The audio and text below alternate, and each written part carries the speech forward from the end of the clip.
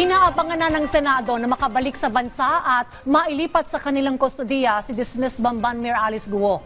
Ito'y dahil sa arrest order na ipinataw sa kanya ng mataas na kapulungan dahil na rin sa hindi pagsipot sa mga pagdinig. Si Daniel Manalasta sa report. Nag-aabang na mga senador na mapasagot sa pagdinig si dismissed Mayor Alice Guo. Oras na may turnover na sa kanila ang kustodiya niya. Tiyak daw na pipigayin nito magsabi ng katotohanan. Well, hindi kami papayag, hindi siya magsasalita. Tatagal siya dito. At we will transfer her to a regular detention cell. Ang importante magsalita siya. At importante rin na mayroong whole departure order bago siya pakawalan. Dahil nga flight risk na siya. Kung tatanungin si Senator Risa Hontiveros, umaasa siyang mapapasipot na si Guo sa nakatakdang pagpapatuloy ng pagdinig ng Senado pero inaalam pa ng mga senador kung kailan mapapaharap si Alice.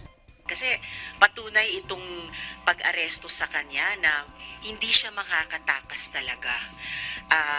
Tumakas man siya nung una, nahuli pa rin siya at ibabalik dito. Kumbaga, she has nowhere else to go. At yung mga tumulong sa kanyang makatakas, hindi namin sila tatantanan. Wala na siyang choice eh. Dead end na ito para sa kanya. Ito na yung dead end. Makita natin ang daming kasong inaharap niya at wala na siyang pupuntahan.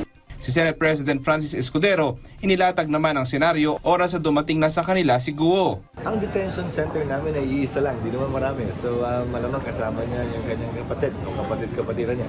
Ayon sa Senate Sergeant-at-Arms, magiging katulad lang ang proseso na ginawa kay Alice sa hinarap na proseso noon ni Sheila Guo, kung saan daraan si Guo sa kustodiya ng Bureau of Immigration, ililipat sa National Bureau of Investigation at saka naman iti-turn over sa Senado. Sa ngayon, nakalatag na rin daw ang seguridad kay Guo. I assure the safety talaga. And kung kailangan magdagdag ako ng personnel to guard them, 24/7, we will do it. As of now, wala pang mga perceived threats.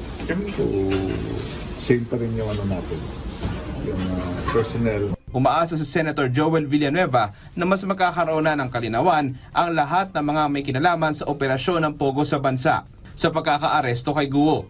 Kinakailangan din daw na mapanagot si Guo kaugnay ng patong-patong na kasong isinampa laban sa kanya. Daniel Manalastas para sa Pambansang TV sa Bagong Pilipinas.